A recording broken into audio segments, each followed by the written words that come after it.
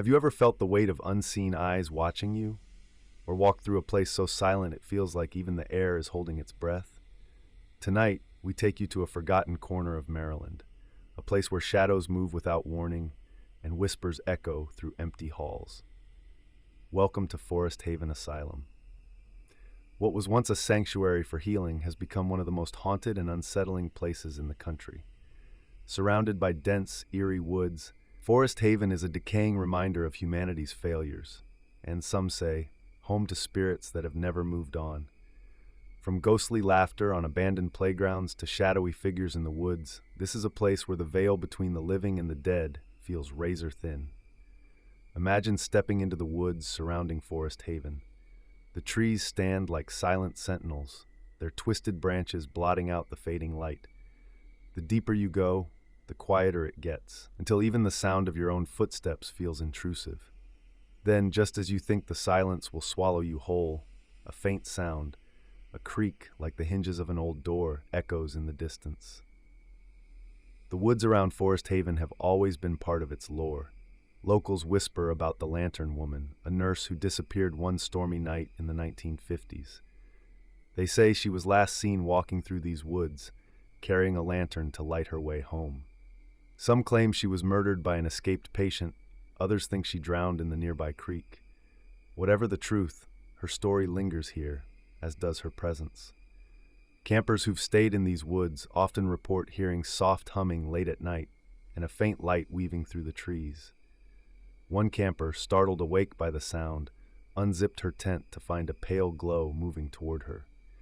When she called out, the light vanished, leaving her alone in suffocating darkness. As you push through the tangled underbrush, the asylum finally reveals itself. Its skeletal frame juts out of the forest like a tombstone for forgotten souls.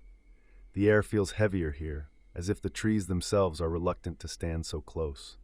The broken windows gape like hollow eyes, and the front doors, long rusted and warped, hang at odd angles, daring you to step inside. Urban explorers who've ventured into the asylum at night say the air changes the moment you cross its threshold. Alex, one such explorer, described the oppressive silence that greeted him and his friends. Their voices echoed in the empty halls, but soon another sound joined them, faint, deliberate footsteps coming from the shadows. Thinking they weren't alone, they called out, but the only reply was a childlike laugh that sent shivers down their spines. When Alex felt a cold breath on the back of his neck and his flashlight flickered out, the group bolted, leaving behind their camera, which was later found smashed at the entrance. As you navigate the crumbling halls, it's easy to see how the asylum earned its reputation. The walls are streaked with mildew, the floors littered with debris, but it's the basement that most people warn against visiting. Once used as a makeshift morgue for the patients who died here, it's said to be the most active part of Forest Haven. Jake, a security guard assigned to patrol the grounds after the asylum closed, learned this the hard way. On his very first shift, he heard what sounded like someone sobbing coming from the basement. Assuming it was a trespasser, he followed the sound.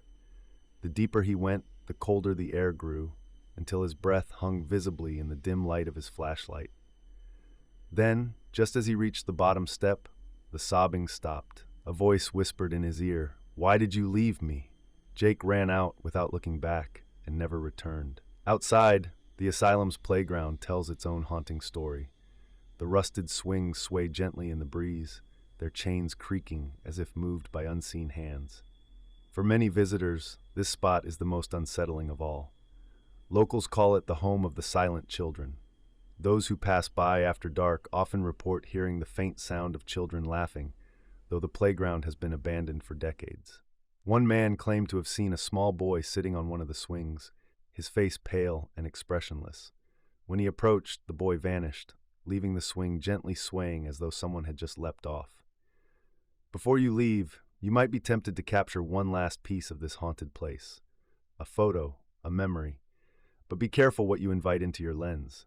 Maria, a photographer, learned this the hard way. She came to Forest Haven hoping to document its eerie beauty. While framing a shot of the sunlight streaming through a broken window, she noticed a shadowy figure standing in the corner of her frame. At first, she thought it was another explorer, but when she looked up, The corner was empty. Reviewing her photos later, she found the figure again, this time closer, staring directly at her with hollow, black eyes. The stories of Forest Haven are as tangled as the roots that threaten to reclaim it. The asylum and its woods are places where time seems to stand still, where the voices of the past refuse to fade. Some believe the spirits here are simply echoes of those who suffered and died, while others suspect something darker lingers within its crumbling walls. Whatever the truth, one thing is certain: Forest Haven is not a place for the faint of heart.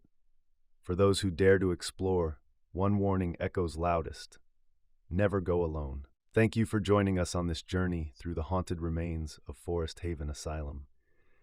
If you've enjoyed unraveling its chilling tales, be sure to like, subscribe, and hit the bell so you'll never miss an episode of Mysteries in America. What do you think is haunting Forest Haven? Are these restless spirits, or is something more sinister at work? Let us know your thoughts or share your own ghostly experiences in the comments below. Until next time, stay curious and stick to the well-lit paths.